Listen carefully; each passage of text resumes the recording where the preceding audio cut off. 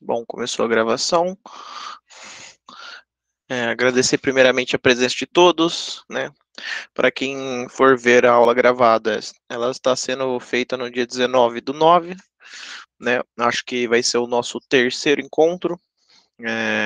Aí, quando eu postar no YouTube, provavelmente vai vir alguma aula também anterior, referente a tópicos específicos de dúvidas que tiveram, né? Sobre geomorfologia e hidrogeografia. Mas, por enquanto, a aula de hoje vai ser com foco na disciplina e como vocês podem organizar essas ideias, os conceitos, os autores, para ficar mais fácil de vocês estudarem. E a metodologia que a gente vai utilizar para realizar esse estudo é a construção de mapas mentais. Aqui tem um exemplo simples que eu fiz, só para a gente falar de alguns conceitos. E o que eu vou usar de base para fazer isso vai ser a aula 1. Né? Como que vai funcionar? É, sempre que, né, repetindo algumas coisas que eu já disse nas aulas anteriores, sempre que tiver algum conceito, algum termo, algum autor referindo-se a algum período, eu acho que é válido estar colocando no mapa mental. Por exemplo, aqui, nesse primeiro momento, ele fala da questão das origens da palavra paisagem. Né? Por que que talvez eles não cheguem, o professor não chega a pedir isso na prova, né? Aí eu acho que o mapa mental também tem que ser com foco naquilo que vocês acharem relevante, naquilo que vocês visualizam e veem um caminho para poder fazer o estudo. Por exemplo,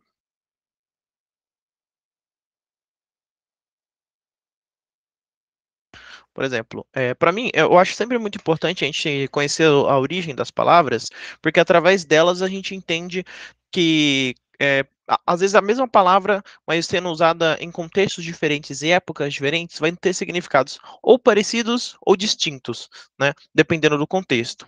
Por exemplo, aqui, nesse quinto slide, eles vão colocar diferentes termos, né? No próximo também, no quinto e no sexto, da origem da palavra paisagem. Bom, então, para construir o mapa mental, para organizar isso, eu fiz a organização da esquerda para a direita, né? Então, aqui a gente tem a palavra paisagem, é, o ponto de ligação, né? A origem da palavra, etimologia, né? Que é basicamente o significado da palavra etimologia, que é a origem da palavra, né? Vamos lá. Línguas romanas, pagos, significado, região, território, nação. Em francês, país, e tem o mesmo significado. O que acontece? Aqui eu coloquei um exemplo, né, de uma atualização que o próprio texto faz. Ó, que tem dois tipos de interpretação diferentes, que é o francês, digamos assim, anterior ao Renascimento, e durante o Renascimento. Durante o Renascimento tem uma grande mudança, né? Vale lembrar que o que é o Renascimento, né?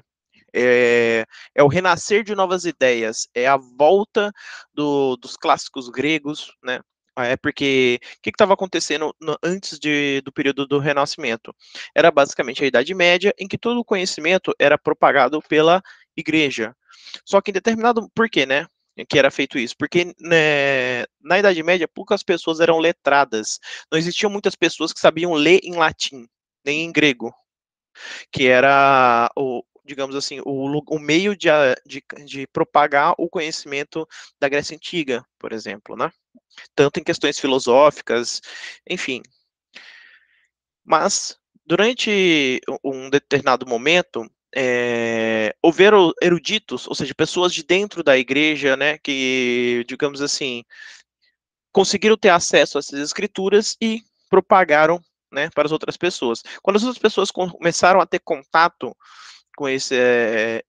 com os gregos novamente, né, que antes, basicamente, o conhecimento grego estava sendo utilizado para a igreja para reafirmar a fé, né?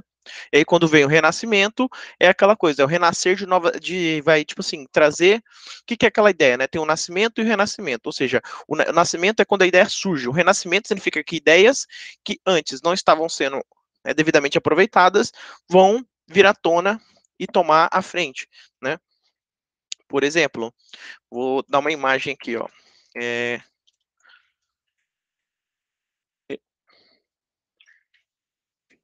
ó, assim, era, como é que eu posso dizer? A gente vê que qual que eram as intenções? Que durante o Renascimento eles queriam ser como os gregos, imitar os gregos, sabe? Imitar em que sentido? Para ter uma aproximação mesmo, sabe? Então, e isso se expressava tanto na cultura, como na arte, como no modo de pensar, né?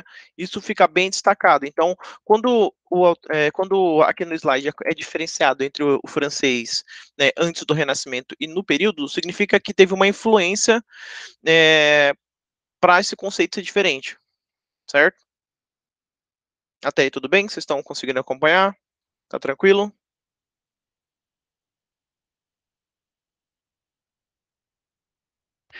Vocês vão me comunicando, porque às vezes eu falo muito rápido, eu passo por muito rápido por muitos conceitos, e aí às vezes até se perde algumas coisas. Então, se eu estiver indo muito rápido, falando de períodos de forma muito rápida, fazendo mudanças muito abruptas, aí vocês me avisam que eu busco dar uma mudada na metodologia, para vocês conseguirem absorver melhor. Tá tranquilo, 100%? Tá tranquilo, Giovanni. Uhum. Aí, se estiver mais rápido, a gente faz pergunta, né? Maravilha, então. Então vamos embora. Uhum. Vamos lá. Então, tem o conceito em francês, antes do Renascimento, que é muito parecido com o das línguas romanas, mas aí ele teve uma mudança na língua francesa, né? Ou esse conceito durante o Renascimento, que ele vai significar, vai ter uma associação muito grande com as artes. Por quê? Na Grécia, né, vale lembrar que o Renascimento é retomada dos gregos, ou seja, tanto em cultura, como arte, como filosofia, e na Grécia Antiga a arte era muito valorizada. Então, não seria diferente na França durante o Renascimento, certo? Eles vão retomar e ter essa vontade de buscar os gregos, sabe? Então, esse desenvolvimento da arte ficou muito destacado nesse período. Então, o conceito de pais, né, se tornou paisagem, que basicamente no âmbito das artes é a extensão do território que o olhar do artista alcança de um ponto alto e que, portanto, pode representar. Isso aqui é muito interessante. Esse conceito é chave para a gente entender muita coisa, até conceitos mais atuais, como o geossistema. E eu vou dizer para vocês o porquê. Para mim, uma coisa que eu guardo desde a época da minha graduação é que paisagem sempre, quando a gente vai fazer algum estudo, ele tem várias categorias de análise, certo? Quer dizer, a paisagem é uma categoria de análise e ela tem várias escalas, certo? Qual que é a escala que a geografia se utiliza na maioria das vezes? Vertente, né? Igual o professor ficou reforçando hoje na aula. Por quê? Porque é aquela paisagem que está ao alcance do nosso olhar. Isso aqui nessa época, aqui nesse período embrionário da paisagem, é, o foco era exatamente esse e até hoje se mantém algumas características disso. Então, paisagem vai estar sempre associado àquilo que seu olho alcança de um ponto alto. Vocês conseguem ter uma ideia disso? Posso te dar um exemplo. Por exemplo, nessa imagem aqui, ela foi tirada de um ponto alto aqui, né, relativamente alto, para você ter essa noção de totalidade. Isso daqui existe desde a época mais remota, mais antiga desses estudos de paisagem, né? Igual aqui nas pinturas holandesas, né? Ele estava tendo um ponto alto e estava querendo mostrar tudo que o olho dele alcançava. Da mesma forma aqui. E até hoje, nos estudos do geossistema, o foco continua sendo o mesmo. É aquela coisa, é a sua visão sobre uma realidade, né, que você pode interpretar ela de um ponto alto para ter uma noção maior, sabe? Ou seja, tem que ser. Por quê? O que acontece? É, qual que é a diferença, então, desse período mais antigo para a atualidade? A forma como as coisas eram discutidas. Aqui, nesse período, você estar num ponto alto para poder mostrar a totalidade era importante, certo? Mas no geossistema, que é uma coisa mais atual, o objetivo tinha que ser entender as relações. Tinha que ter uma discussão sobre o que você estava vendo aqui, certo? Não poderia ser algo totalmente apenas para representação. Tinha que ter uma certa preocupação geográfica com o porquê que as coisas são assim. Conseguiram entender mais ou menos a ideia?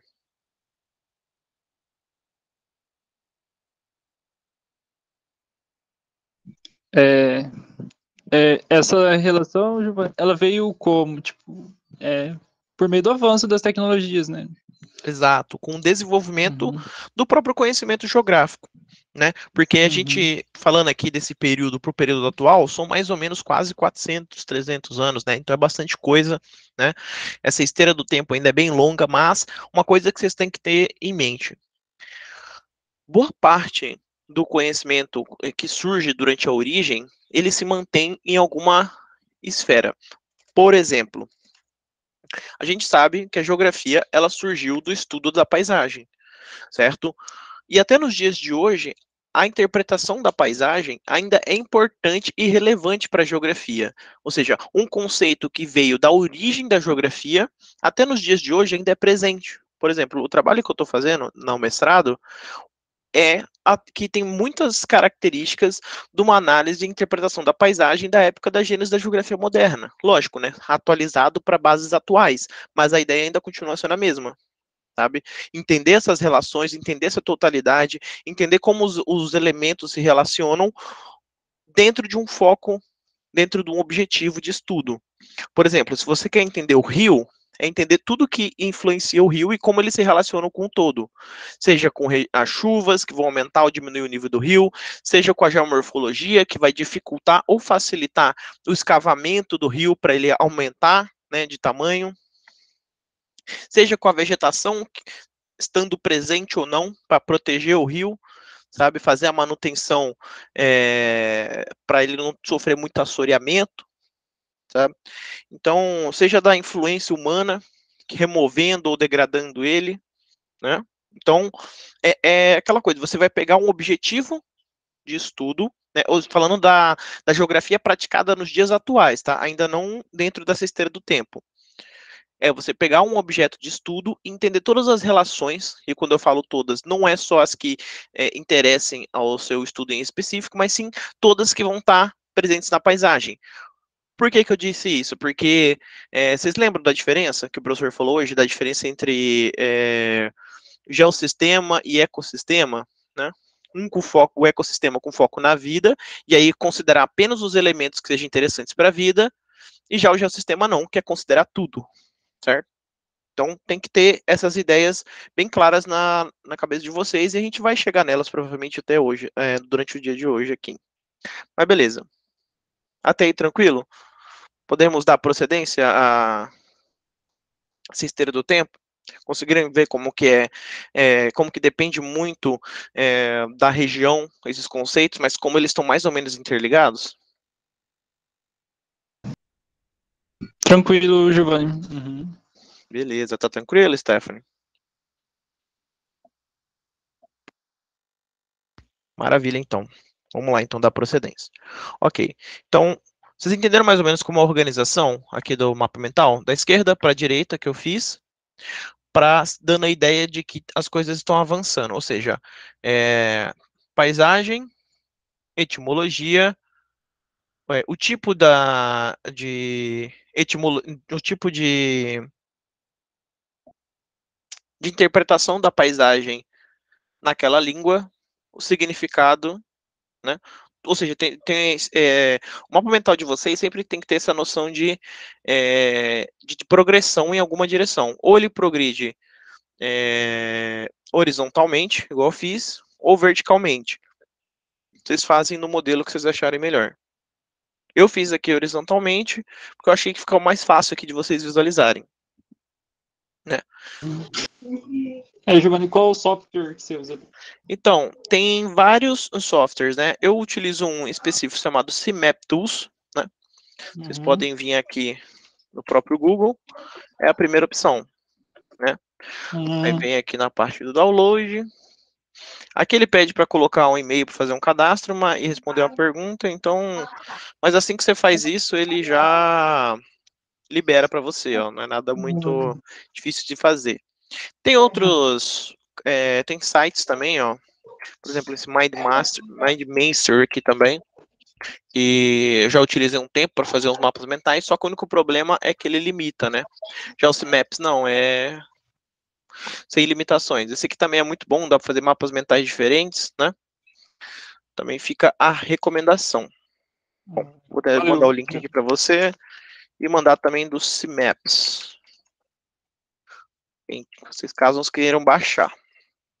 Então, beleza. Vamos continuar entendendo aqui como que é feito esse mapa mental. Eu vou focar mais nele, porque eu vou usar bastante eles ao longo das próximas aulas de apoio, que vai ser o caminho que a gente vai seguir para a gente ter uma organização prévia para conseguir estar entendendo a disciplina como um todo, né? Então vamos lá. Então, vocês já entenderam? Você tem que ter o seu mapa mental tem que ter uma progressão, ou é horizontal ou vertical, né? Beleza. Aqui eu fiz um exemplo de progressão horizontal, da esquerda para a direita, né? Paisagem. Aí eu disse o conceito que eu quero associar a paisagem, etimologia, e eu dei exemplos de etimologias e o seu significado, né? Ou seja, pode ver que tem uma progressão horizontal, né? Bom, dando continuidade, né? Então no francês, paisagem, ele vai estar dentro do âmbito das artes, vai ser uma extensão do território que o olhar do artista alcança de um ponto alto e que, portanto, pode representar.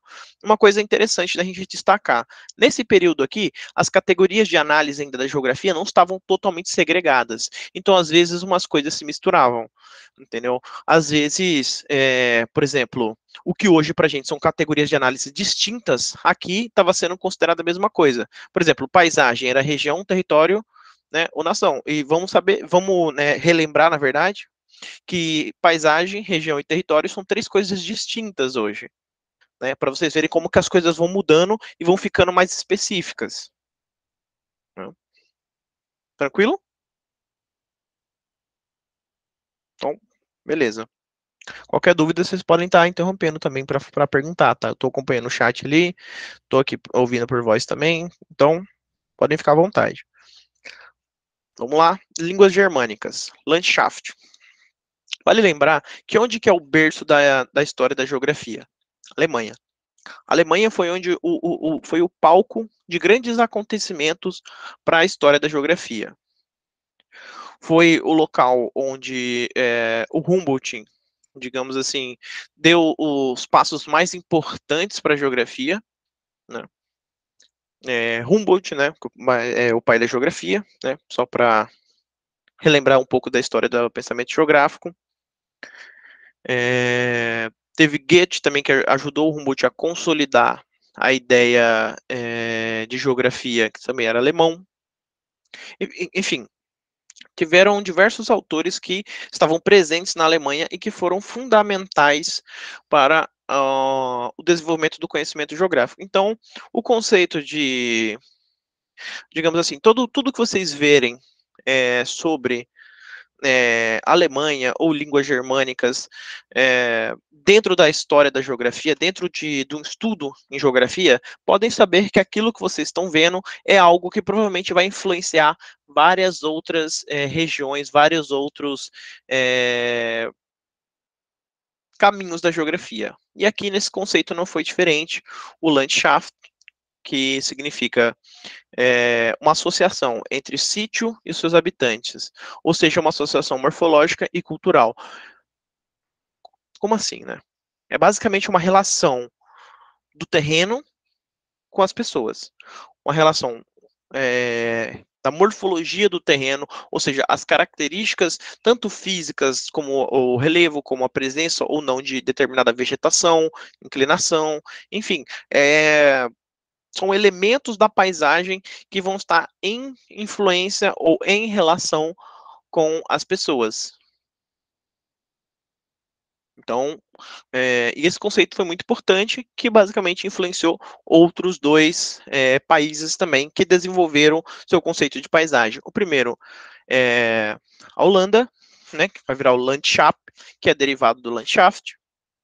E esse significado que eu vou ler aqui para vocês remete ao século XVII, conforme está mostrado aqui. E tudo que eu estou pegando essas informações, eu estou baseando aqui nos slides, tá? Eu vou mostrar também, dar alguns exemplos de como fazer isso durante a leitura.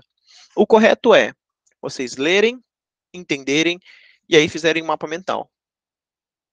De preferência usando suas palavras. Aqui, como eu fiz algo corriqueiro, só para a gente ter exemplos mesmo, eu usei as palavras do slide, mas o certo é você usarem as suas palavras. Porque vai acontecer 3 processos: de leitura, de entendimento e de escrita, que vai ser o reforço de todos os outros. Ou seja, vocês vão reforçar o que vocês estão estudando 3 vezes. Então, é muito importante. Tranquilo até aí? Podemos dar procedência?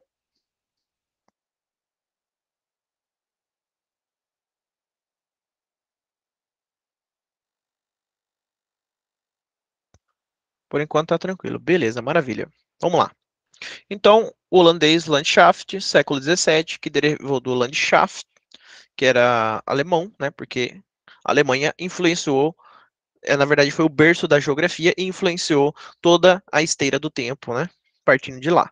Beleza. Qual que é o significado de Landschaft, do termo holandês?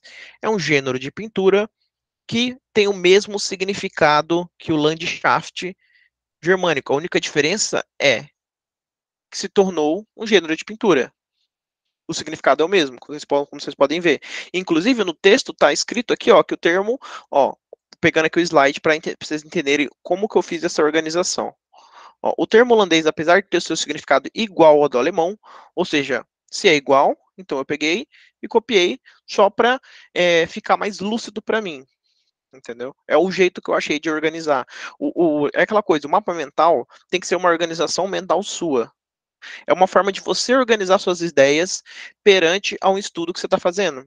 Então, tudo que as informações que estão no mapa mental tem que ser claras para você, entendeu? Por isso que, tipo assim, eu não vou montar o mapa mental e mandar para vocês, porque isso aqui só vai servir para mim.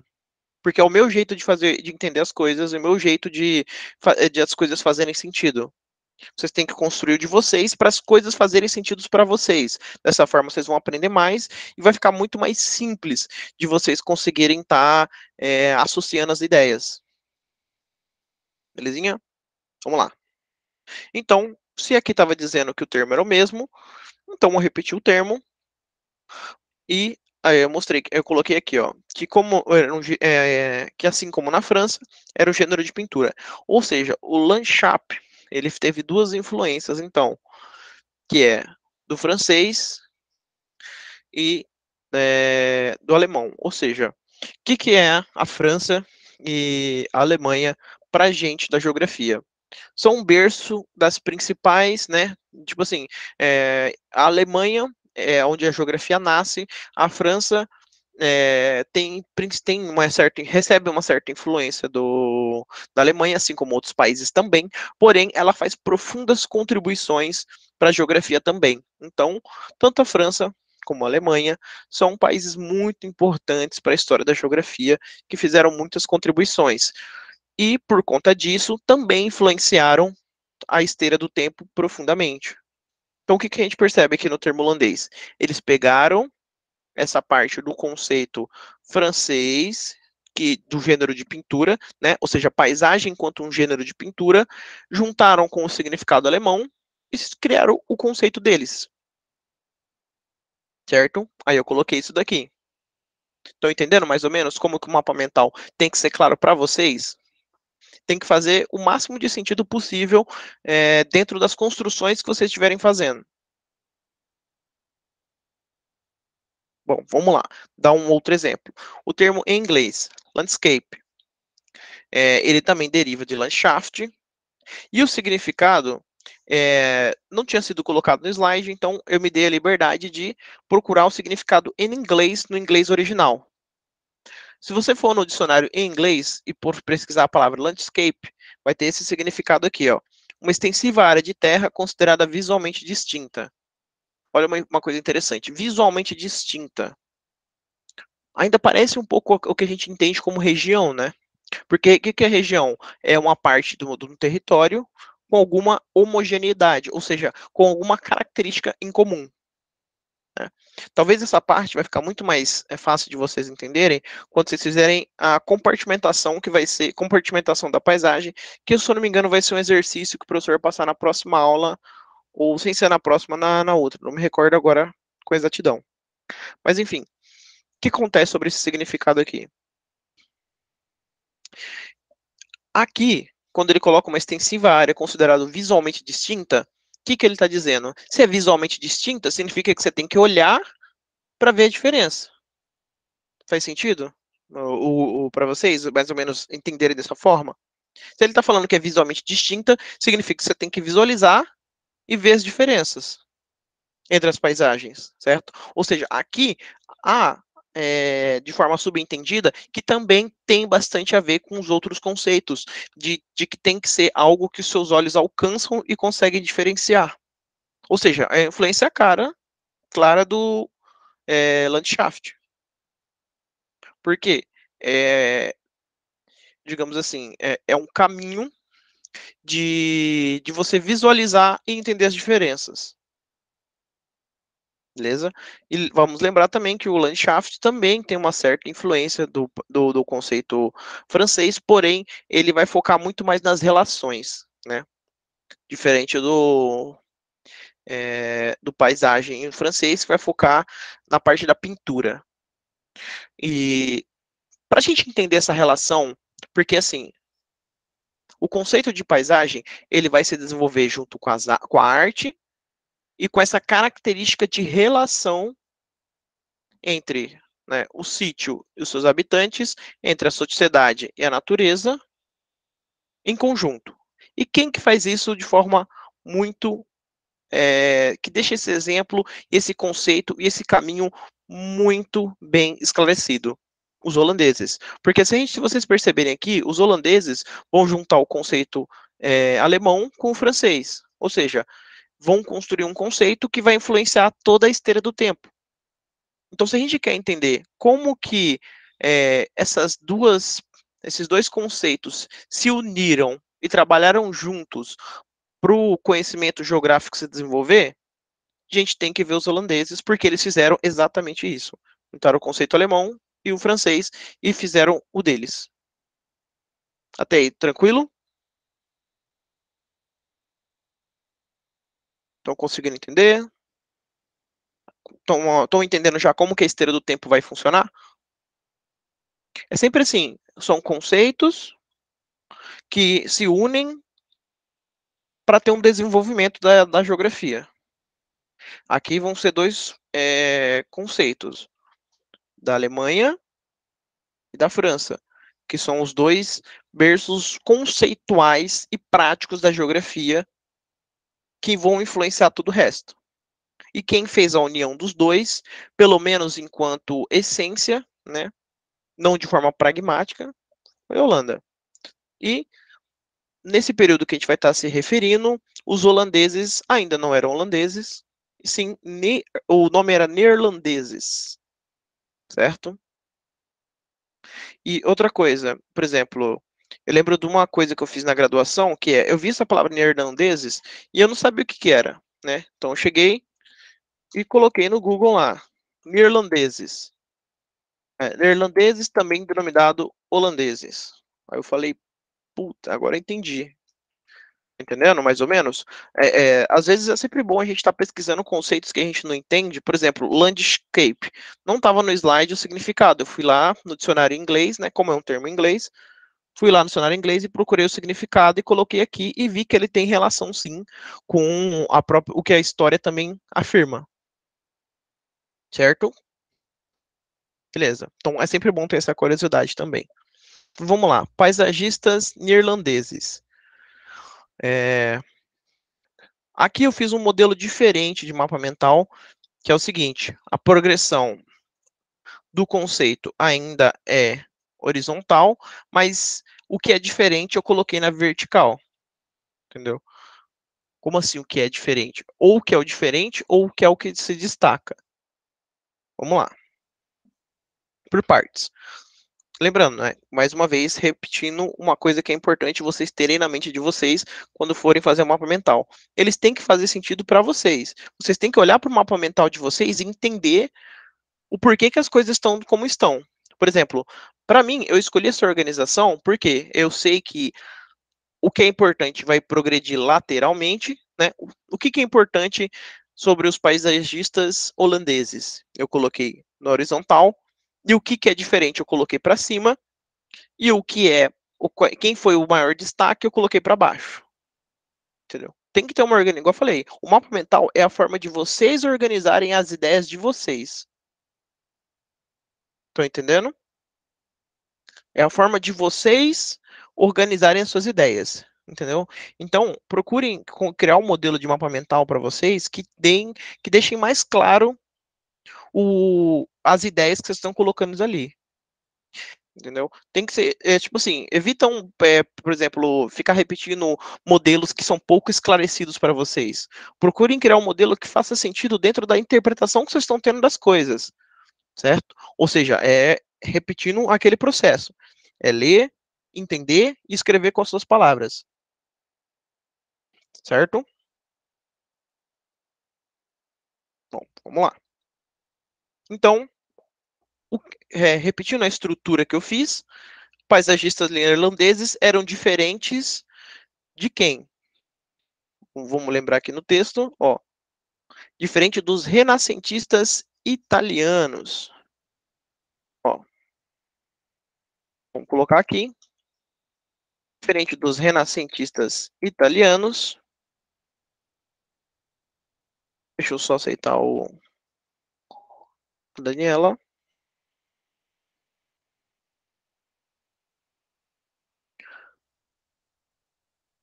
Deixa eu ver se foi ou eu neguei, eu não sei o que eu fiz. Acho que bugou. Alguém consegue comunicar? Ah, ela conseguiu entrar. Boa tarde, Daniela, tudo bem? Boa tarde, tudo, tô te ouvindo. Maravilha, então. Estamos aqui, já começamos a falar de algumas coisas. Qualquer coisa você pode pegar essa parte inicial na gravação, mas basicamente a gente está falando aqui do modelo que é válido para você estar fazendo os estudos, que é o mapa mental, e aí que eu estou explicando como que é a estrutura deles, como que você pode fazer, né? Então, seja muito bem-vinda. Então, vamos lá, dar continuidade. Então, sobre esse modelo que eu fiz aqui diferente, né? Só para lembrar, eu fiz um modelo de progressão horizontal, né, da esquerda para a direita. Então, paisagem, o conceito que eu quero explicar, no caso, a etimologia, e exemplos de etimologia e o significado da etimologia, né? Ou seja, é uma progressão horizontal. Aqui eu fiz um modelo um pouco diferente, que ainda tem uma progressão horizontal, porém eu coloco novos elementos. Qual que é os novos elementos que eu coloco?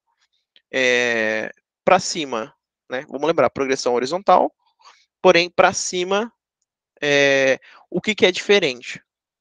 E para baixo, o principal destaque, né? Então, para cima, diferente, ó, qual que é a diferença entre os paisagistas holandeses para os pintores renascentistas italianos? Aí eu dei exemplos, né, de pintores renascentistas italianos, Da Vinci, Botticelli, Michelangelo, que qual que era a diferença? O foco da sua arte. Qual que era o foco da arte deles? Corpo humanos, feitos bíblicos ou contos míticos. A título de exemplo, vou pegar os slides aqui, ó. Aqui vocês conseguem ver que o foco é no corpo humano e a paisagem fica apenas como algo secundário, porque o foco do quadro é o corpo humano e os feitos bíblicos e os contos míticos. Belezinha? Esse era o foco da paisagem da arte deles. Porém, dos pintores holandeses era diferente. O foco da arte deles, ó, agora vamos fazer a progressão horizontal, né? Ou seja, dar continuidade à ideia. O foco, ó lá, os pintores neerlandeses, o foco da sua arte era paisagem do dia a dia, entendidas como um todo, enfatizando o ponto de vista, certo? Lembrando, né? Ponto de vista, o que a gente lembra?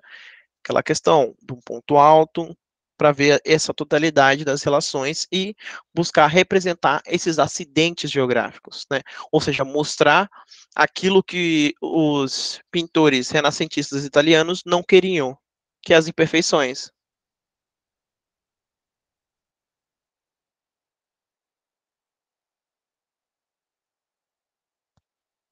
Então, o que acontece, Stephanie? A Stephanie está perguntando se no dias de hoje essas paisagens, essas pinturas aqui poderiam ser entendidas como paisagem. Aí que tá.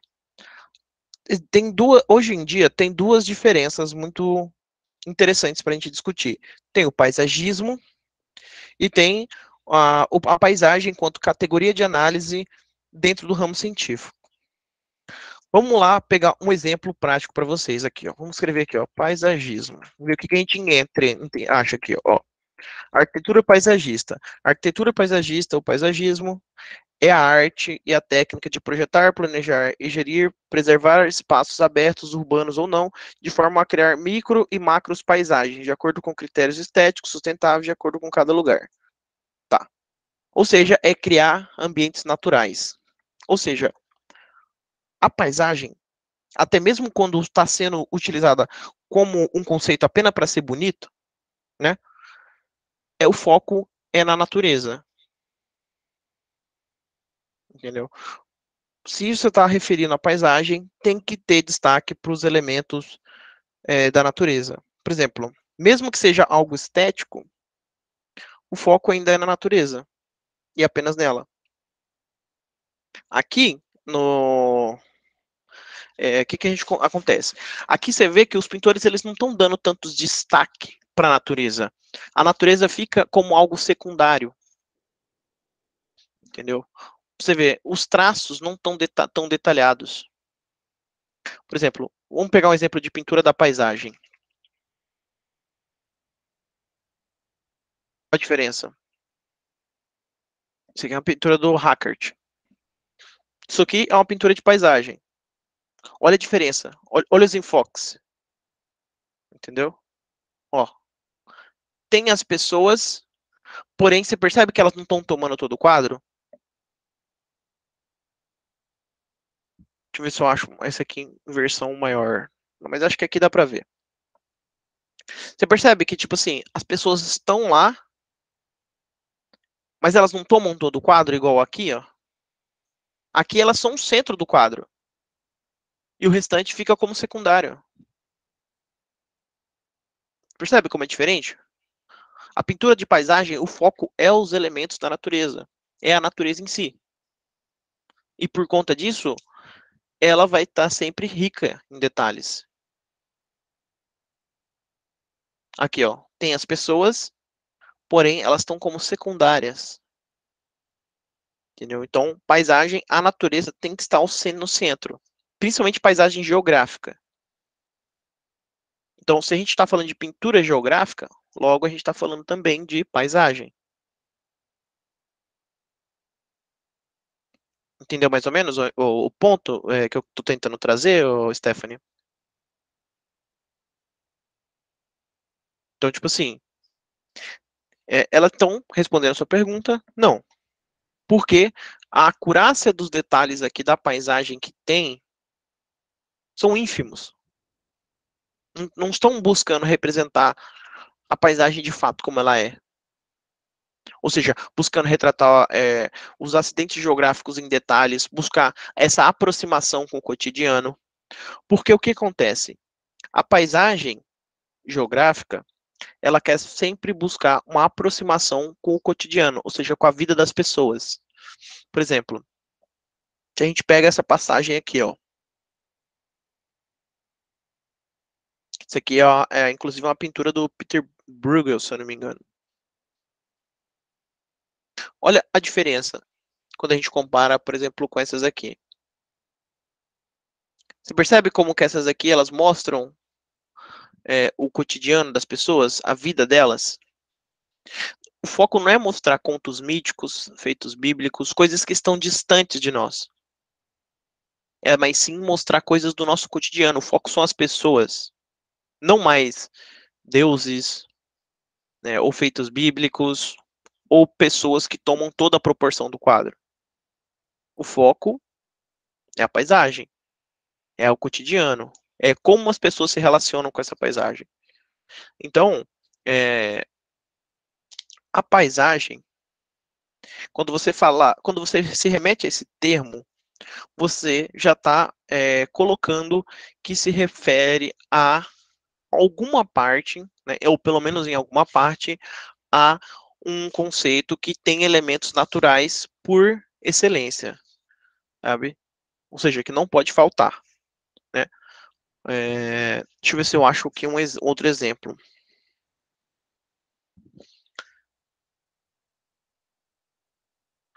Ó, tá. Bom, então é mais ou menos por aí. Deu para dar uma esclarecida um pouco melhor, Stephanie? Então, a paisagem ela tem que ter esses elementos naturais, porque eles são características intrínsecas do que a paisagem considera dentro do seu conceito, né? Vamos lá, vamos dar continuidade. Então, é, os holandeses, né, eles pegaram uma parte dessa questão do gênero de pintura para representar a paisagem dos franceses, pegaram o conceito prático de questão de relação entre a, os sítios e seus habitantes, ou seja, entre a sociedade e a natureza. Lembrando que nessa época não eram esses mesmos conceitos, eu estou usando essas palavras apenas para ser um pouco mais didático, tá? Então, entre os sítios e seus habitantes, ou seja, a relação sociedade-natureza, junto com o gênero de pintura. Quando os holandeses fizeram essa junção, eles deram um avanço significativo no entendimento de paisagem, que seria, né? E onde que eles aplicaram isso? No dia a dia deles, ou seja, a pintura de paisagem tinha que representar o dia a dia, mostrando essas relações entre o sítio e seus habitantes, entre a sociedade e a natureza. Ou seja, a pintura de paisagem ela tinha que não só representar a realidade, mas sim para uma pessoa que for mais atenta, que ela possa também desnudar a realidade, ou seja, que a pessoa consiga analisar o teu quadro, né? Por exemplo, deixa eu ver se tem uma paisagem boa para a gente de pintura que a gente possa representar. Pode ser essa daqui. Ok. A famosa pintura, né, que o Francisco gosta muito de usar. Aqui é uma pintura que representa uma passagem, né? O que acontece? Essa paisagem ela vai estar representando como as coisas são, o cotidiano, né? O cara tá arando aqui a terra, o cara tá cuidando das ovelhas, o outro pescando, o cotidiano, certo? As coisas como elas são, aqui o porto, né? Os navios, o mundo acontecendo e mostrando como ele é de fato, buscando essa acurácia nos detalhes, certo?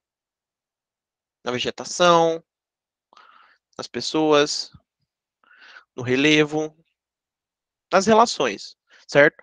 Então, por que que eles faziam assim? Porque se as pessoas olhassem em detalhes, elas poderiam desnudar a realidade, ou seja, eles poderiam entender cada relação, né?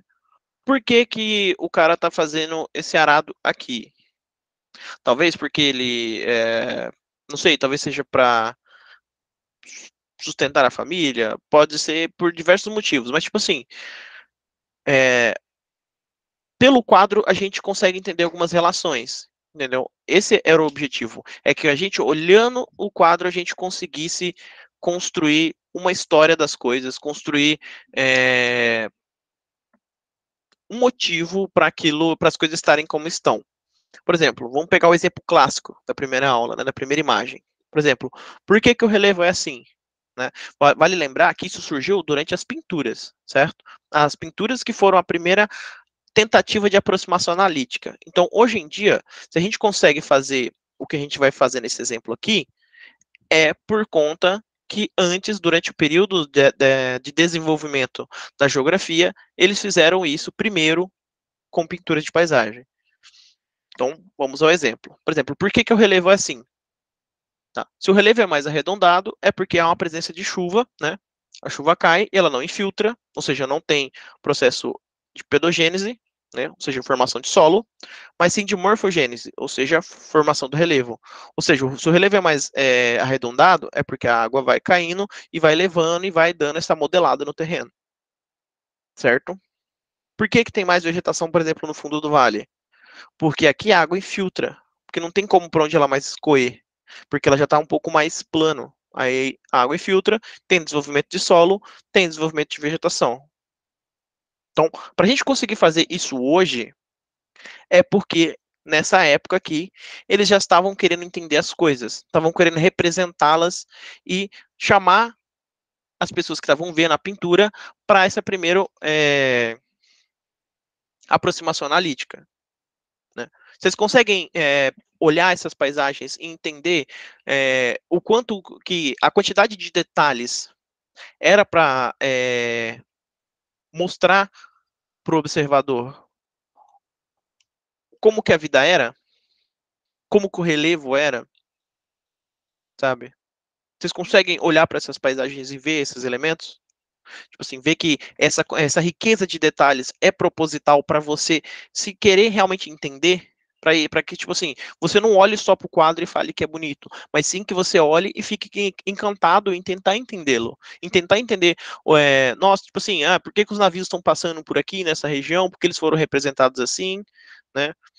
Pô, tô vendo que tem um aqui que está mais parado, eu acho que talvez aqui seja um porto, né? Ou seja, uma interpretação das relações dos elementos que estão no quadro. Ou seja, é um quadro para você olhar e querer se aproximar dessa paisagem. Estão sacando mais ou menos a ideia da motivação dos pintores?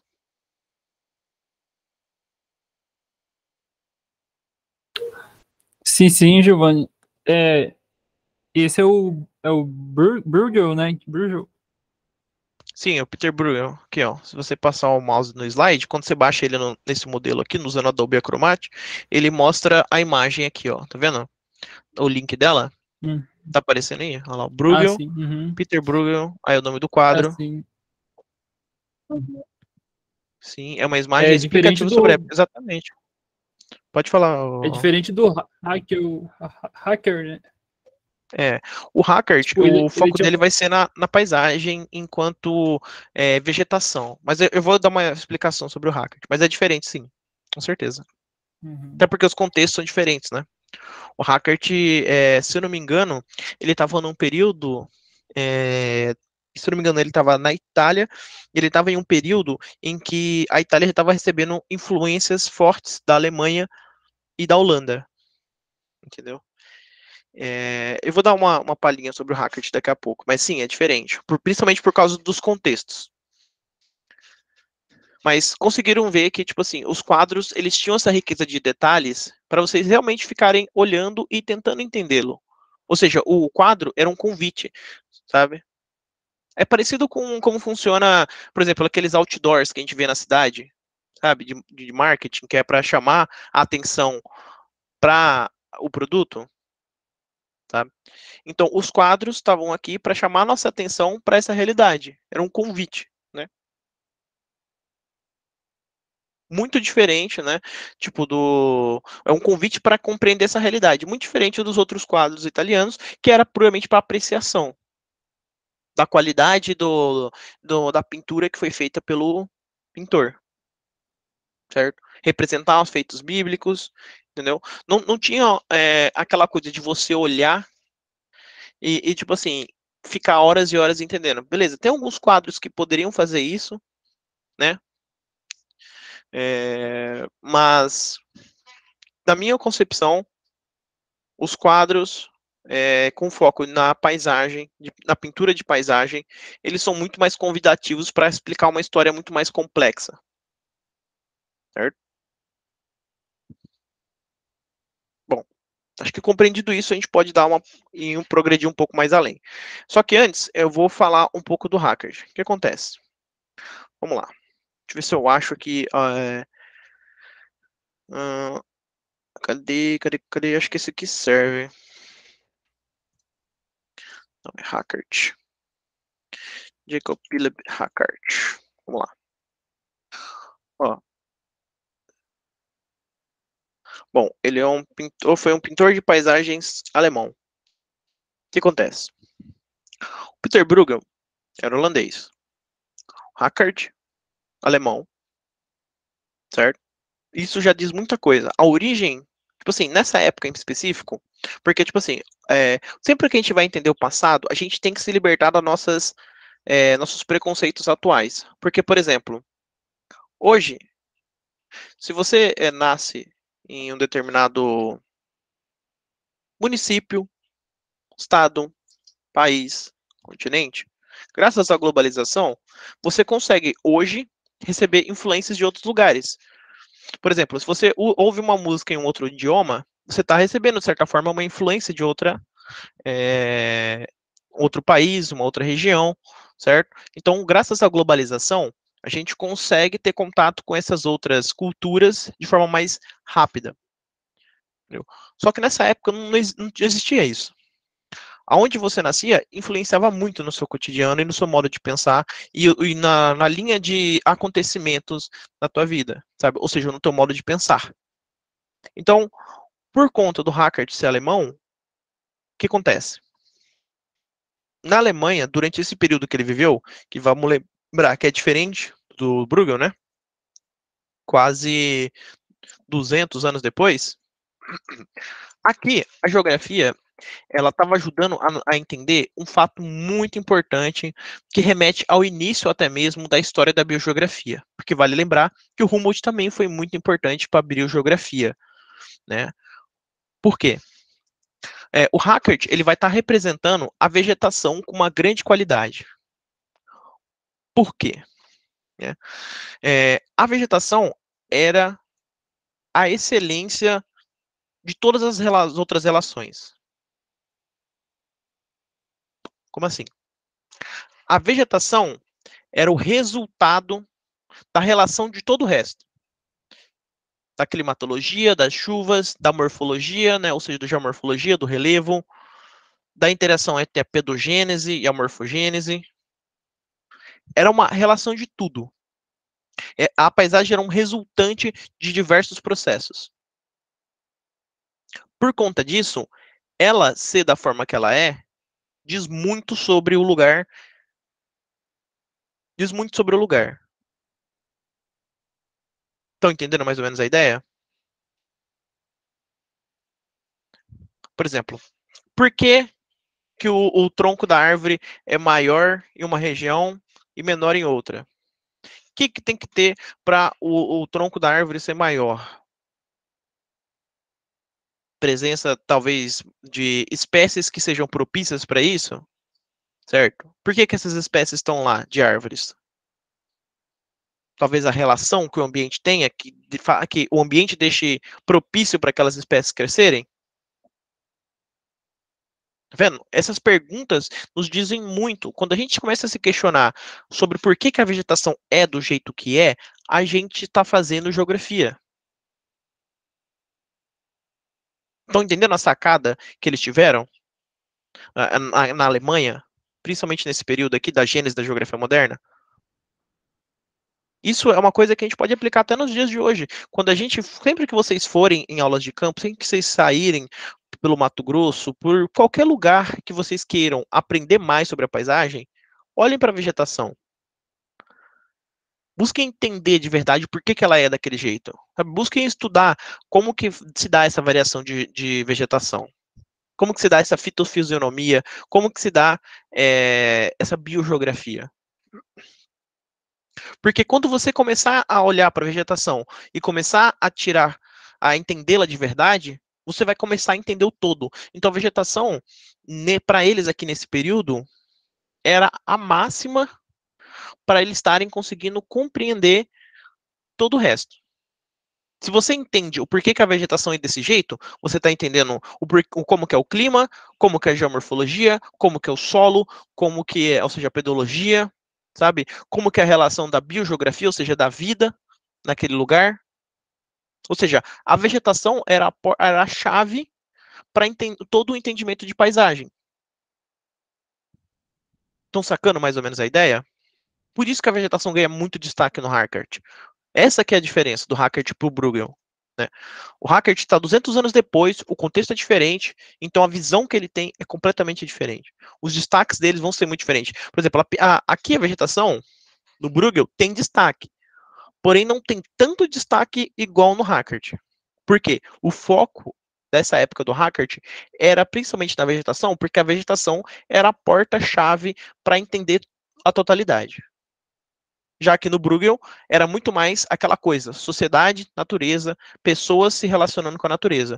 Por isso que a gente não vai ter, assim como nas pinturas aqui italianas, a gente não vai ter só a pessoa, porque ou só os feitos bíblicos ou só os mitos, no tamanho maior do que a vegetação tomando todo o quadro.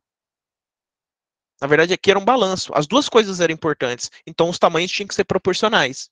As duas coisas tinham que estar bem detalhadas, tanto as pessoas como a vegetação, como o relevo, como os outros elementos. Já o Hackert, como ele sabe que a vegetação é a porta de entrada para entendimento de todo o resto, a vegetação tinha que estar muito bem feita. Tinha que estar com o máximo de detalhes.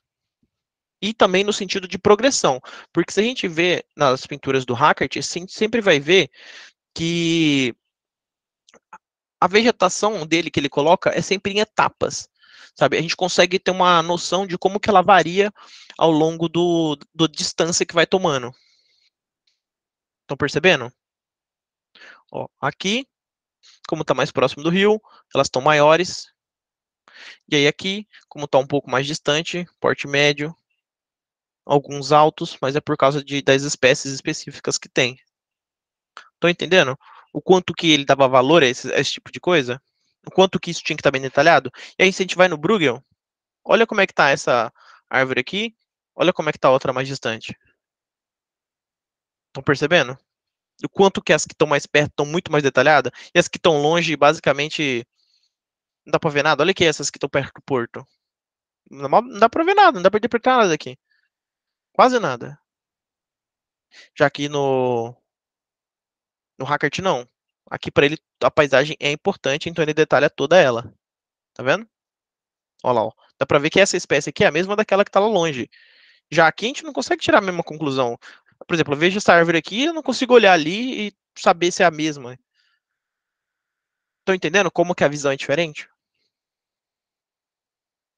Ajudou? Tirou um pouco da dúvida? Eduardo, ajudou um pouco a esclarecer essa dúvida? Sim, sim, Giovanni. É isso, Compreendi as basicamente. diferenças. Pois é. Então, vamos lá dar um exemplo prático de como que a gente pode estar fazendo esse mapa mental na parte prática. Beleza. Vamos dar continuidade, então, a esse exemplo aqui. Então, se eu tenho um expoente, agora a gente vai fazer a progressão horizontal, né? Puxei aqui, ó. Se você quiser puxar uma célula, é só você clicar e pegar essa setinha aqui, ó. Pegou essa setinha, esticou, beleza. O que que a gente vai colocar aqui? Vamos lá ler o texto e aí vamos lá fazer aquele processo. Primeiro a gente lê, depois a gente entende, e o certo é colocar com as suas palavras. Aqui, como eu quero que seja algo um pouco mais dinâmico, eu vou copiar, mas o certo é vocês usarem as suas palavras. Porque, né, só para reforçar, se você lê, entende e usa suas palavras, você está fazendo um processo de reforçar o que você está estudando 3 vezes. Sabe? E isso é o que faz o conhecimento ficar fixado na sua mente e tendo um mapa mental, você praticamente nunca vai esquecer disso se você sempre estiver dando uma lida, porque vão ser as suas palavras. Então, escrever com suas palavras é a parte mais importante, na minha opinião, certo? Mas vamos lá. Bom, aqui no texto ele estava colocando para gente que o Peter Bruegel vai ser o expoente dentre os paisagistas neerlandeses, e ele vai colocar o seguinte, ó, o pintor neerlandês Peter Bruegel representa esta paisagem como objeto para um sujeito específico, que é o seu espectador, à distância, vista do alto, por um observador, que de certo modo faz-lhe face, como se lhe tivesse sido necessário separar-se dela para melhor compreendê-la, ou que também a une. Em Bruegel, o homem é ator e espectador ao mesmo tempo, interno e externo à cena que se forma sobre o seu olhar. Vamos entender o que, né, bastante coisa importante foi dita aqui. Primeira coisa que ele fala: o pintor sempre vai se colocar um ponto alto em relação à paisagem. Por quê? Por exemplo, quando vocês vão no mirante, acho que eu até fiz essa pergunta antes nas outras aulas, mas eu vou usar a mesma pergunta para explicar um conceito diferente. Vocês já foram no mirante? Vocês, né, aqui perto de Chapada, ou em algum mirante, algum ponto, vocês já tiveram em algum ponto alto vendo a paisagem? Quando vocês fizeram alguma viagem, em algum momento, vocês já tiveram contato com um ponto alto? Pra... Já, né? Quando vocês estavam lá, vocês conseguem entender que vocês têm uma visão totalmente diferente? Por exemplo, quando você está ali no Mirante de Chapada e você olha para Cuiabá, você consegue entender que a diferença é totalmente, a visão sua é totalmente diferente de quando você está aqui presencialmente? Vocês concordam que é uma visão completamente diferente? Parece que você consegue entender muito mais a totalidade. Quando você olha Cuiabá de longe, você vê aquela monte de fumaça em volta da cidade. Você vê, sabe, os prédios, as construções. Você vê que é um ambiente assim que, quando você vê de longe, você vê que é, não tem muita dissipação dessas fumaça. Ou seja, também, vamos lembrar, o que a fumaça faz? Ela retém partículas em suspensão, ou seja, esquenta muito quando tem fumaça é, na cidade. Né, climatologia. Se vocês quiserem, também dentro dessas aulas iniciais de apoio, eu posso fazer uma também só sobre climatologia, para a gente discutir um pouco dessas relações. Mas, voltando ao foco. Quando a gente está no ponto alto, distante, a gente consegue ver uma totalidade, a gente consegue ver várias coisas que nos dizem muito de como é.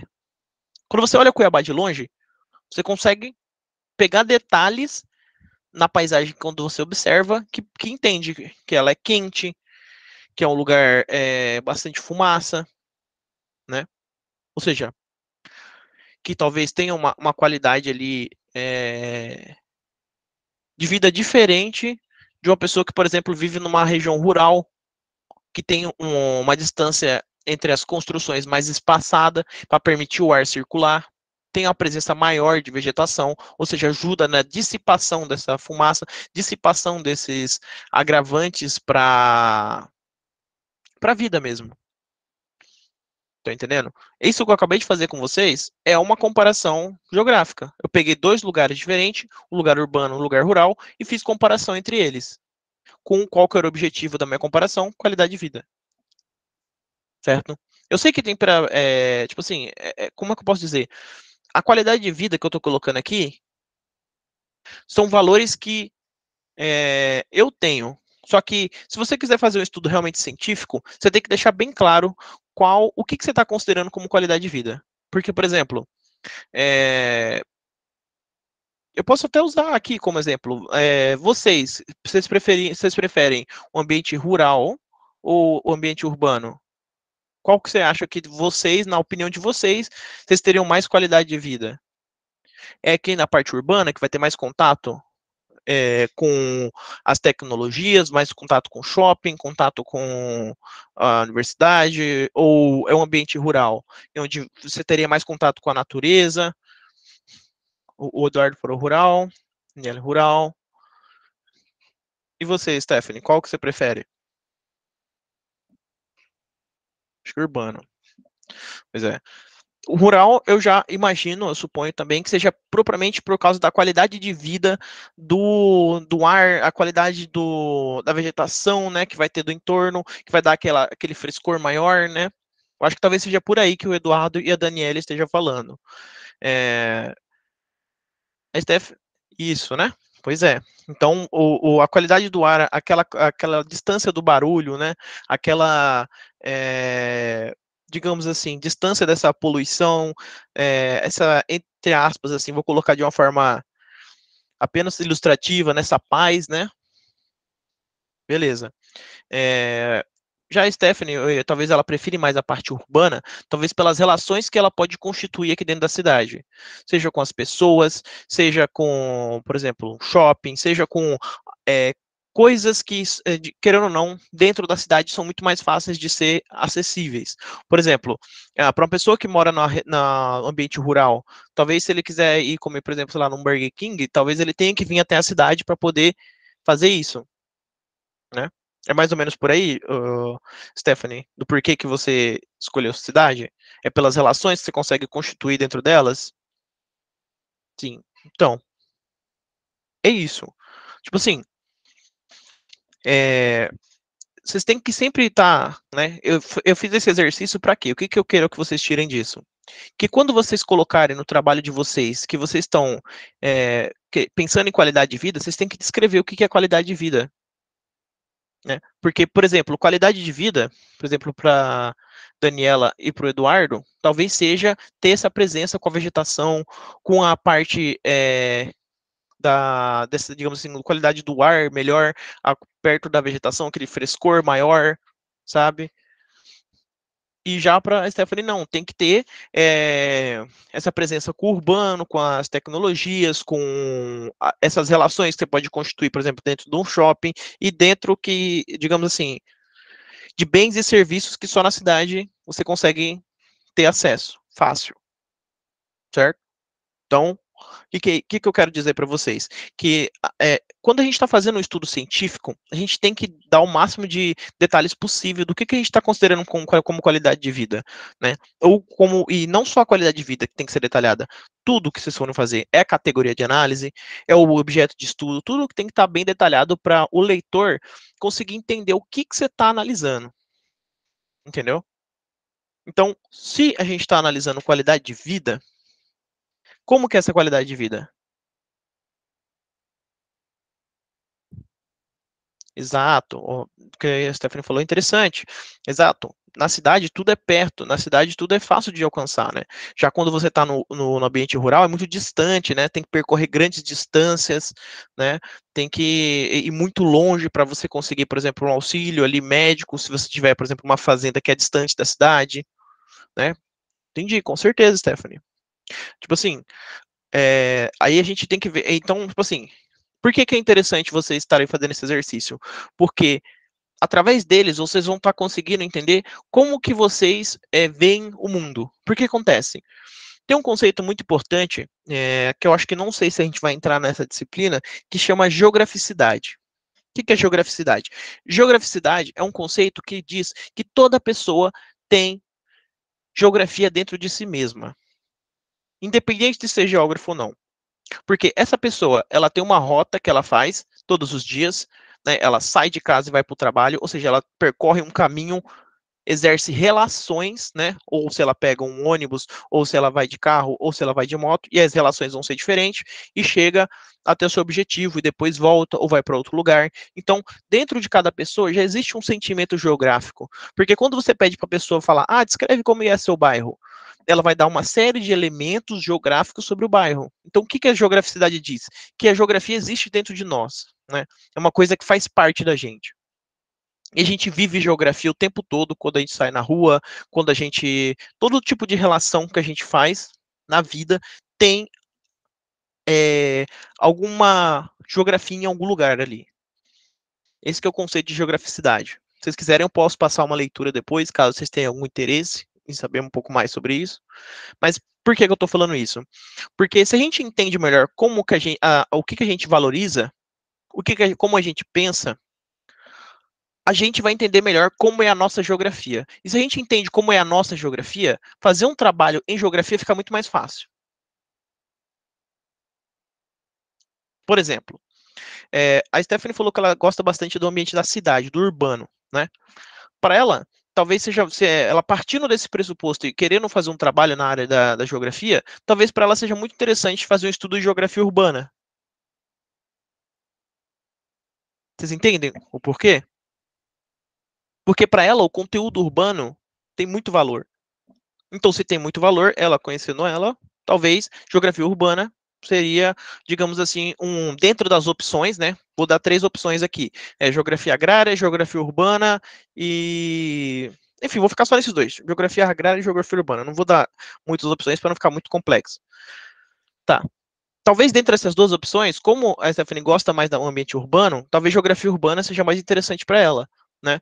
Ou seja, visitar a cidade, querer entender a cidade, porque já é um conteúdo que ela gosta de, por opção de viver. Talvez para a Daniela e para o Eduardo, talvez uma geografia agrária, ou seja, eu estou só dando exemplos, tá? Não que vocês precisem seguir esses rumos na vida de vocês, mas eu quero mostrar como que a ênfase da geograficidade de vocês, ou seja, da geografia que existe dentro de vocês, vai ajudar vocês a conseguir escolher os caminhos dentro da própria curso de geografia, sabe? Então, é entender a geograficidade nossa, para entender aonde que a gente vai se situar na geografia. Estão sacando mais ou menos a ideia? E aí, talvez, né, só para concluir o exemplo, talvez para o Eduardo e a Daniela, talvez, como eles gostam desse ambiente rural e a geografia agrária acontece principalmente na área rural, então, se eles pudessem ter mais contato com a área rural, que é um ambiente que eles preferem, talvez seria mais interessante do que seria para a Stephanie. Entendeu? Estão entendendo mais ou menos o que eu estou tentando explicar para vocês? É mais ou menos por aí. E é isso. Então, tipo assim, tá, agora voltando para cá. Então, por que que tinha que estar a uma parte alta, né? Porque colocando o leitor, né, o leitor não, quem estivesse vendo essa pintura numa parte alta, você conseguiria colocar a geograficidade da pessoa, ou seja, as particularidades da pessoa em contato com uma totalidade. E aí a pessoa ia perceber coisas diferentes, dependendo da sua geograficidade. Talvez se a pessoa desse mais valor aos lagos, talvez a primeira coisa que ela vai ver vai ser o lago, né? Talvez se a pessoa dá mais valor à questão das civilizações e tal, talvez ele veja o castelo primeiro. Se for os animais, talvez os pássaros primeiro. Né? Seria uma experiência individual para cada um. Seria uma experiência de uma geograficidade de cada um. Certo? E a função dessas pinturas era isso, é colocar em consonância, ou seja, colocar a pessoa presente, como se ela estivesse olhando para essa paisagem e se relacionando com ela, querendo entender o que acontece ali, por que as coisas estão desse jeito. Entende que é aquela mesma situação, tem uma motivação aqui, que é a aproximação analítica. Estão entendendo mais ou menos como que eu estou ligando as ideias? Tá claro? Ou tá um pouco confuso?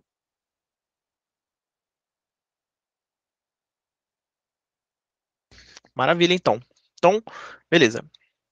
Entendemos mais sobre o Peter Bruegel. Então, como é aquela coisa, fizemos duas coisas, ó, fizemos dois processos. Lemos, né? A gente leu tudo isso aqui, entendemos e agora vamos escrever. Certo? O certo seria escrever com as palavras de vocês, porque eu tenho certeza que esse processo vai ficar muito mais poderoso se vocês usarem as palavras de vocês. Vai ficar muito mais fácil de gravar. Então, vamos lá. Então, beleza. Que características que tem o Peter Bruegel? Ó, o homem é ator e espectador ao mesmo tempo, interno e externo à cena, né? Então, vamos lá. Ó, vamos colocar aqui, ó. Quando ficou muito grande, é só dar um enter, mais um enter, e aí ficou tudo juntinho. Maravilha. Bom, tá. O que essa explicação quer dizer? Homem, ator e espectador ao mesmo tempo, interno e externo à cena que se forma sobre o seu olhar. Peter Bruegel, então, em suas pinturas de paisagem, assim, representa, né? Então, eu fiz qual foi o processo que eu fiz aqui? Eu estou fazendo uma progressão horizontal, falando sobre Peter Bruegel. Estou progredindo mais no sentido de entender mais sobre ele, né? Se o assunto é a paisagem, então, e ele faz pintura de paisagem, então Peter Bruegel, em suas pinturas de paisagem, representa o homem, né? Que aí eu posso, né? Se fosse para escrever com minhas palavras, eu escreveria assim, ó, homem, vírgula, que é ator e espectador ao mesmo tempo. Autor e espectador, ao mesmo tempo interno e externo à cena que se forma sob o seu olhar. O que isso quer dizer, né, na prática? Que ao mesmo tempo que ele estava sendo só um espectador dessa cena, né, espectador do sentido de admirar, de olhar as coisas, ao mesmo tempo ele estava vivendo isso. Ao mesmo tempo ele estava representando as paisagens holandesas e como os holandeses é, viviam o seu cotidiano. Então, tipo assim, ele estava representando a vida dele, ao mesmo tempo que ele estava observando quais eram os elementos que tinham na vida dele. Tá fazendo sentido? É aquela coisa. Você, enquanto observador, por exemplo, eu vou dar um exemplo para nossa vida. É, por exemplo, vamos supor que a gente pegue. Vamos pegar o FMT, vai. Só para exemplificar o que seria essa coisa do ator e espectador. Só para ficar claro esse conceito do Bruegel. Vamos lá. Vamos pegar essa parte aqui que vocês conhecem. Beleza. Né? O bloco do ICHS. Beleza. Vamos entender o conceito do Bruegel. Ao mesmo tempo que nesse momento a gente está aqui como espectador, ou seja, a gente está olhando a paisagem da UFMT, né? E aí vamos supor que a gente quisesse fazer uma pintura sobre ela, quisesse representar. Né? Vamos lembrar que a gente está fazendo uma ponte com a realidade, com um conceito, para ficar mais fácil de vocês entenderem. Para a gente fazer essa ponte, né? Beleza. Que elementos que. A primeira pergunta que você tem que fazer. Lembra da sua geograficidade, né? Ou seja, das características suas que você dá valor. Ou seja, dentro do ICHS, o que vocês acham que vocês iriam querer representar se fosse fazer uma pintura? Talvez as pessoas? Talvez o bloco? Talvez a vegetação do entorno? Seriam características da geograficidade de cada um, certo? Ok. Então, para a gente ser um espectador, a gente tem que olhar para essas características. Porém, ao mesmo tempo, essa paisagem é importante para a gente. Por quê? É o bloco que a gente estuda, né? Para mim, no caso, que estudei 6 anos aqui, que ainda estou estudando, né? 5, na verdade, né? Vai para 6. Então, é um lugar que, ao mesmo tempo que a gente está querendo representar, a gente é pertencente a ele. Esse aqui é o lugar que a gente convive. Estão entendendo mais ou menos o que o Bruegel queria fazer com as pinturas dele? Ao mesmo tempo que aqui é um lugar que ele conseguiria representar relações, né? Ou seja, representar, por exemplo, a relação, porque se a gente for aqui para a esquerda, né? Levando em consideração a paisagem que a gente está olhando, se a gente for para a esquerda, a gente tem um bloco a gente tem o corredor da geografia. Na direita, serviço social. Por que eles dividem o mesmo bloco? Porque ambos são ciências humanas, né? Ou pelo menos têm características humanas muito fortes. Por isso que eles estão no mesmo bloco. Estão sacando mais ou menos o que eu estou querendo passar para vocês? Estão conseguindo entender mais ou menos? O que é essa questão de ser espectador e ao mesmo tempo estar presente? Ou seja, ser espectador e ator? Ou seja, ao mesmo tempo você olhar para os detalhes e também se sentir pertencente? Tá um pouco claro? Como que tá? Vocês conseguiram entender pelo exemplo?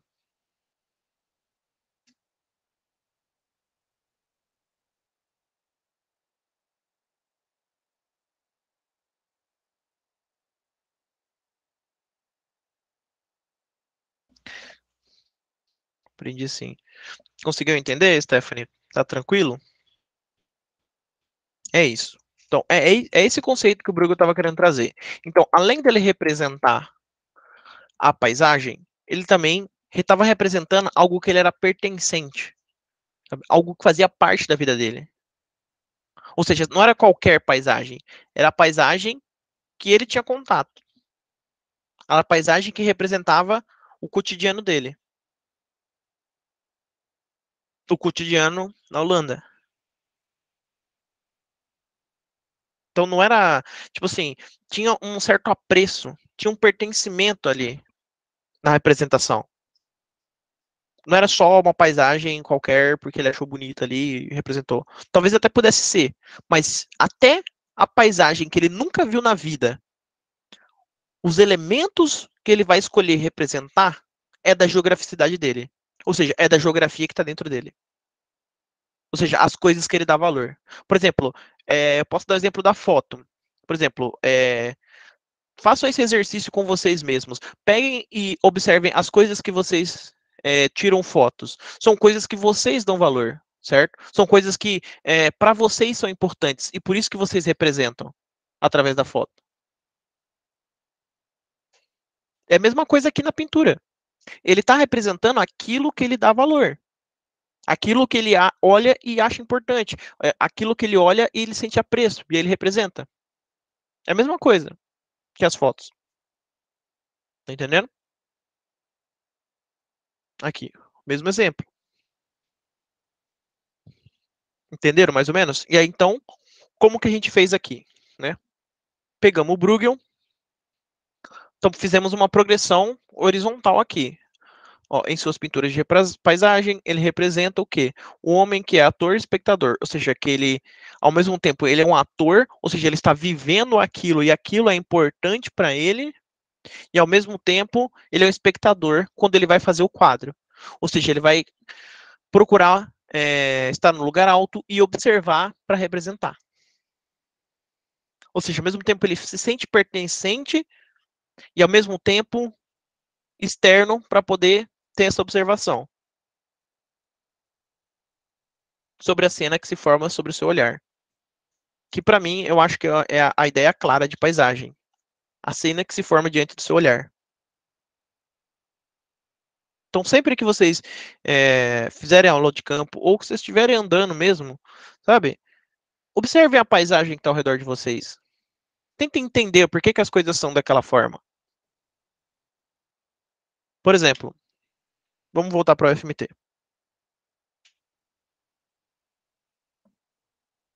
Vamos lá. Por exemplo, onde que fica a biblioteca central? Aqui. Por que na opinião de vocês, por que a biblioteca central... Lembrando, pessoal, o que eu vou estar dizendo aqui para vocês vai entrar só na parte da especulação e o objetivo é fomentar o raciocínio analítico de vocês, certo? Não que eu não vou chegar aqui para bater o martelo para falar que as coisas são assim porque sim. Não, eu só quero utilizar um exemplo para fomentar essa visão analítica de vocês, que vai ajudar bastante na disciplina e também na formação de vocês enquanto geógrafos. Então, é um exemplo para ser tratado como exemplo e não como uma verdade absoluta, tá bom? Vamos lá. Por que vocês acreditam que a biblioteca fica aqui perto dessa segunda guarita na UFMT?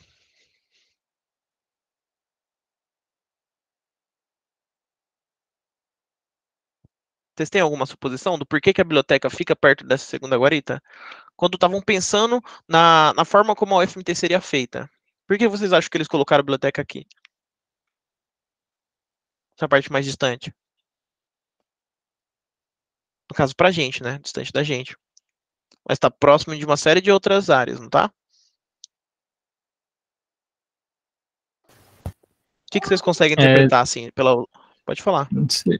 Eu acho que, tipo, ela fica entre os cursos, assim, mais, como podemos dizer, concorridos, né? Ali, agronomia, né? Medicina ali do Sim, lado.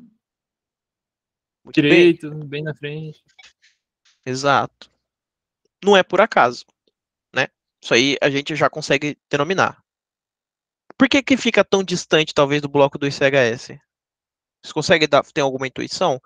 Isso aqui que eu estou fazendo com vocês é fazendo um exercício de vocês olharem para a paisagem para entendê-la. Entendeu? Aqui a gente está olhando uma imagem de satélite, mas pode ser pessoalmente mesmo, olhando as coisas. Por que vocês acham que fica tão distante do nosso bloco? Vocês têm alguma ideia? Porque o nosso bloco foi um dos primeiros a ser criados, não foi? Exatamente, muito bem, falou exatamente o que eu diria. Exatamente. Foi o primeiro bloco, ou seja, aqui foi onde as coisas começaram a andar. Foi daqui para lá, tá entendendo? Como foi um dos primeiros blocos, eles não imaginavam que fosse crescer tanto igual cresceu desse jeito, entendeu? Na estruturação inicial, talvez fosse para ser um campus mais ou menos desse tamanho aqui, ó. Porém, foi expandindo, expandindo, expandindo, né? E quando teve uma demanda muito grande, tiveram que colocar a biblioteca. E aí colocaram próxima do máximo de cursos possíveis. Porque se vocês perceberem, fizeram um raio em volta aqui da biblioteca, você vai ver que vai atender a maioria dos cursos. Correto? Vocês concordam que aqui nessa posição que ela está, ela atende a maior parte dos cursos? É perto da educação física, é perto das ciências da terra, é perto da arquitetura, perto das ciências biológicas e do direito. Estão entendendo, mais ou menos? A gente pegou um elemento, a biblioteca, e a gente entendeu toda uma relação. Fazia sentido eles deixar a biblioteca perto da gente aqui e manter distante de todos os outros cursos? Não, né? Então, a biblioteca teve uma posição central para poder atender todos os outros blocos, pelo menos a maioria deles.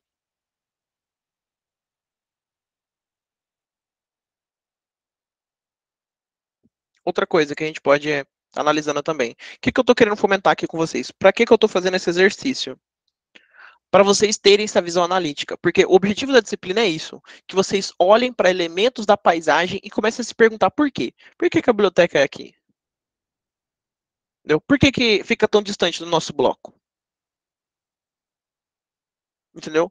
Um outro porquê. Por que talvez aqui na UFMT eles colocaram o ligeirinho, né? Que ele saía mais ou menos daqui, da fundição Unicelva, e ia até o nosso bloco, fazia a volta na guarita e voltava. Por que existia o ligeirinho? Qual era a função dele ali? O que ele estava querendo suprir?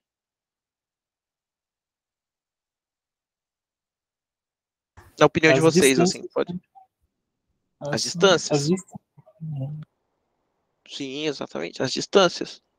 Então, compreendia-se que na UFMT havia uma necessidade de locomoção, ou seja, as pessoas que saíam aqui, por exemplo, vou pegar o nosso bloco, se do ICHS e GHD, que precisavam ir até o RU, por exemplo, ou ir até a biblioteca, ou as pessoas que estavam aqui na biblioteca que necessitavam de voltar para o bloco, que era longe, ou as pessoas que, por exemplo, saíam aqui da CEL e queriam, estudavam aqui no ICHS, olha a distância,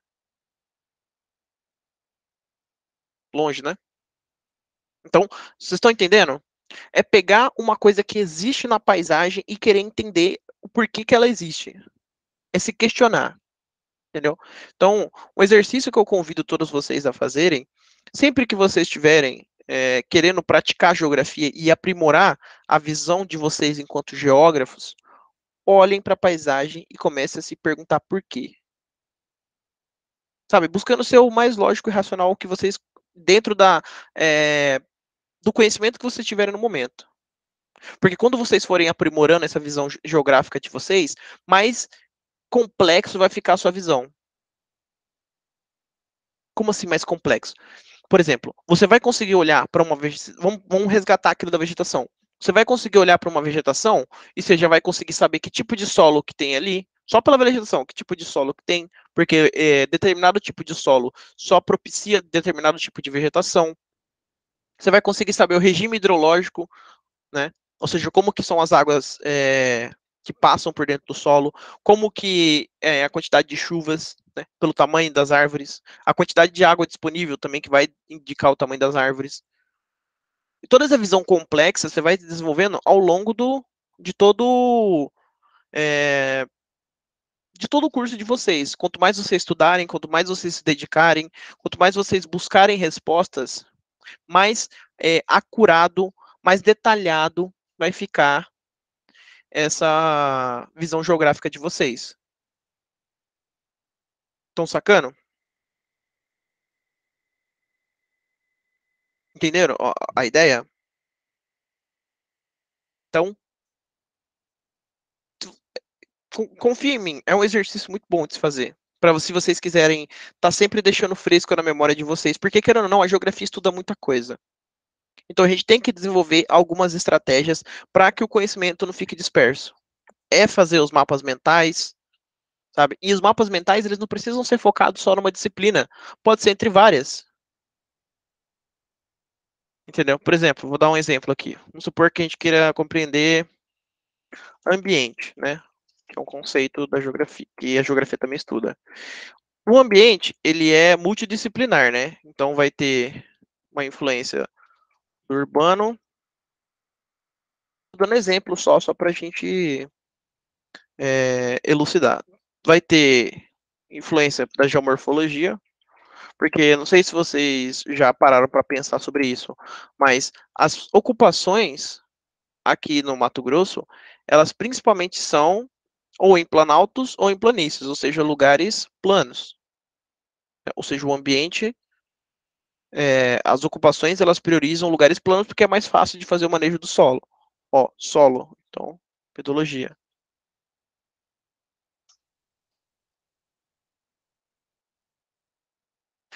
Tem a influência da vegetação, né? Se a gente quisesse discutir a questão da vida, né? Geografia. Como que é o conforto térmico desse ambiente? Climatologia. Estão sacando mais ou menos o exercício que eu estou querendo falar para vocês e o quanto que é importante os mapas mentais para a gente se organizar? Porque é muita informação e se a gente não organizar isso na nossa cabeça, é muito fácil de se perder. Então, sempre que vocês quiserem compreender alguma coisa e vocês verem que tem esse teor multidisciplinar, ou seja, que tem muita influência de muitas geografias em conjunto, busquem fazer uma organização de alguma forma, busquem fazer um mapa mental, busquem fazer um esquema para vocês conseguirem analisar esses elementos. Porque senão a informação fica dispersa, sabe? E aqui, por exemplo, aí aqui vocês poderiam aumentar isso daqui, falar o tipo do clima. É, como está o tempo, né? Diferença entre clima e tempo. A morfologia, tipo de relevo, biologia, tipo de solo, geografia, tipo de domínio morfoclimático. Errado.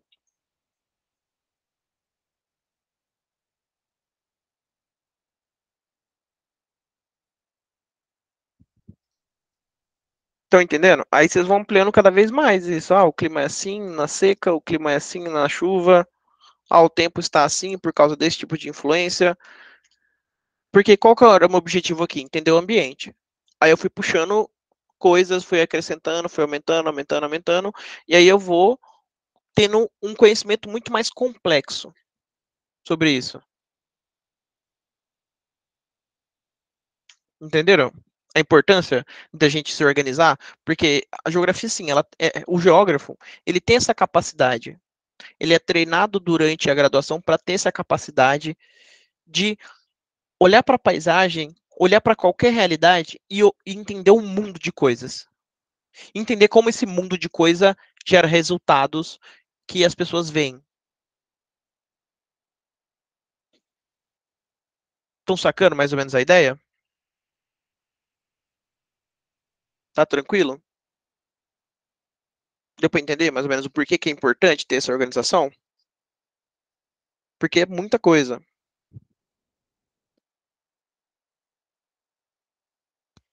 Belezinha?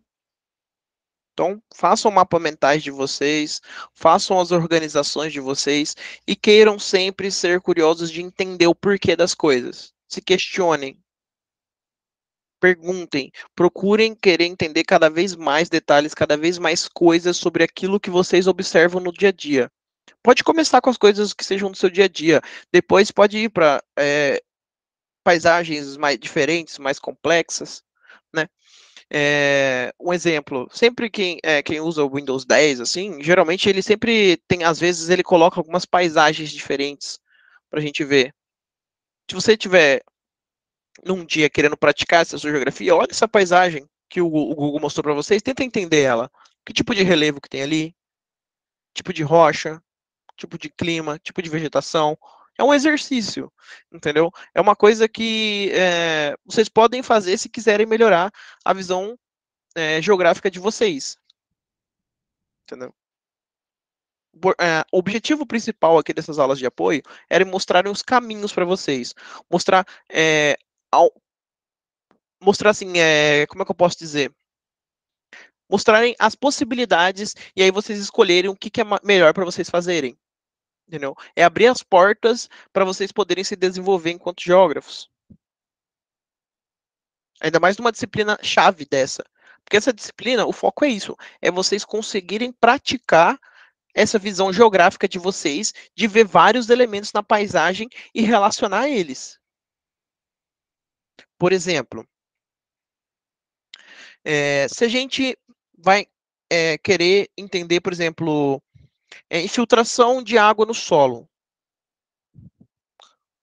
Como é que a gente vai estudar infiltração de água no solo que está impermeabilizado? Ou seja, num solo que tem asfalto. Como é que a água vai entrar no solo se tem asfalto por cima? Se não tiver nenhuma rachadura, é claro, no asfalto, né? Como que a água vai entrar? Ela vai escoar superficialmente, não vai ter infiltração. Então, talvez não vai ter um processo pedogenético ali. Estão sacando? Então, tipo assim, o importante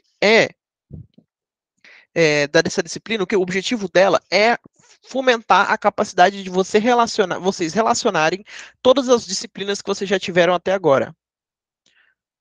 Por exemplo, vocês já tiveram geomorfologia, climatologia, hidrogeografia, biogeografia. Agora é pegar tudo isso e amarrar.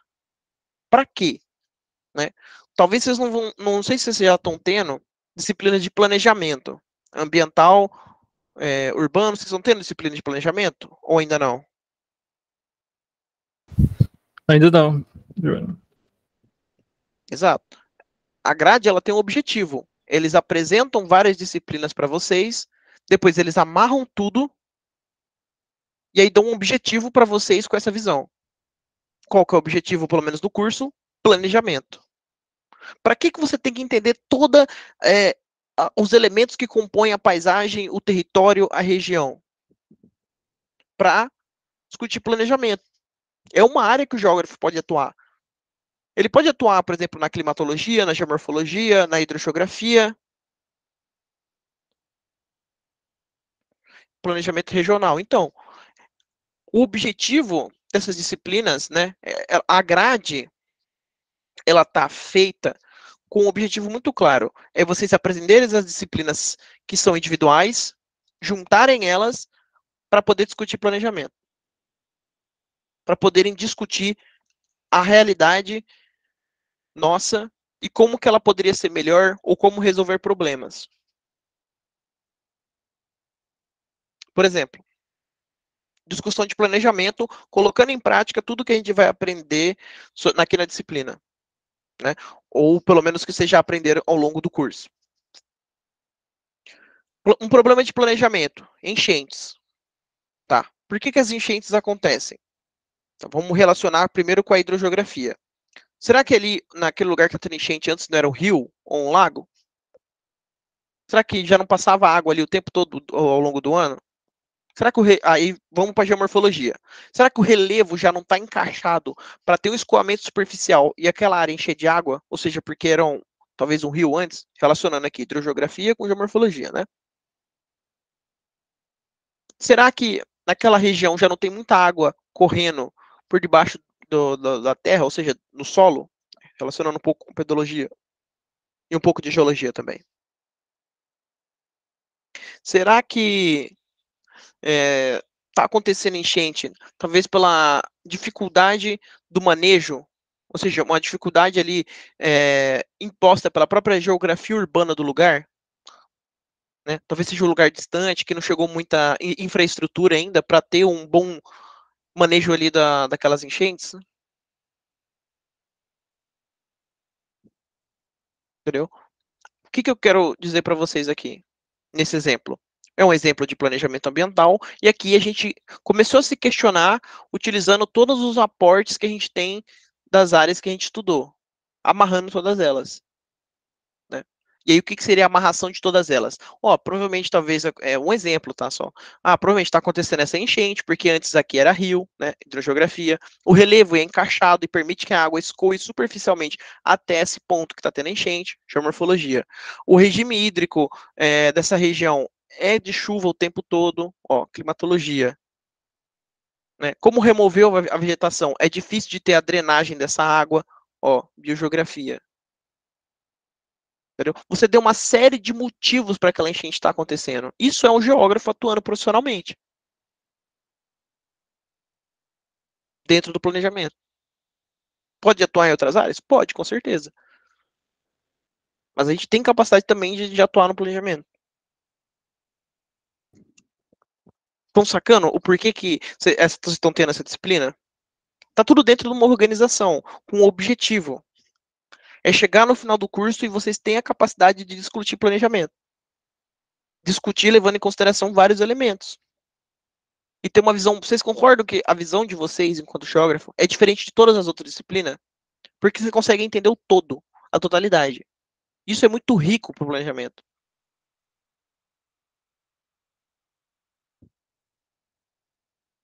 Estão entendendo mais ou menos a ideia? Aqui eu preferi que essa aula fosse um pouco mais esse debate, sim, essa conversa, porque como são as aulas iniciais, né? E quando eu estava também na graduação,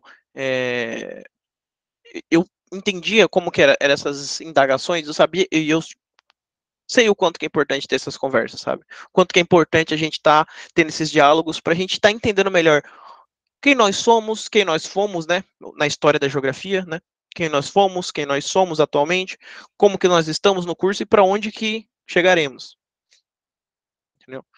Acho que isso é importante, ter essa reflexão, entender qual que é a motivação dessa disciplina. Então essa disciplina está aqui no meio do caminho entre os conhecimentos básicos que vocês tiveram separadamente, que agora vão ser unidos com nessa disciplina, para vocês discutirem planejamento nas próximas. Estão entendendo mais ou menos?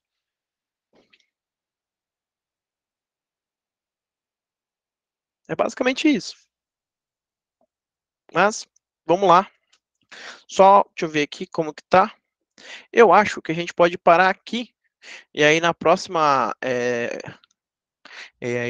aula de apoio que a gente tiver, a gente foca aqui na geografia alemã e de como que. E focar mais na história mesmo, né? Eu acho que essa aula aqui foi mais importante para a gente se situar.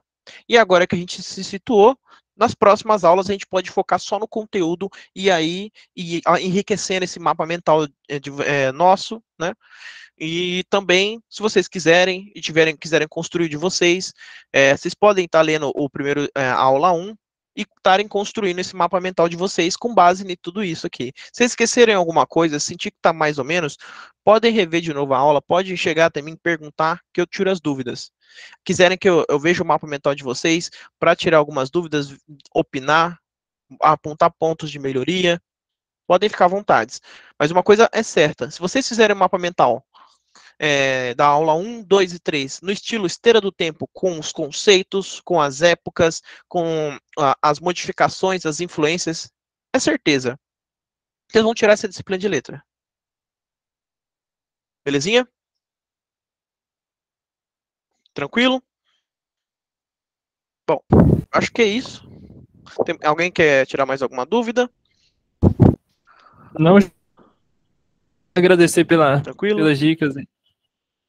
Não, beleza. Então eu vou interromper a gravação e conversar um pouquinho com vocês. Só um momento.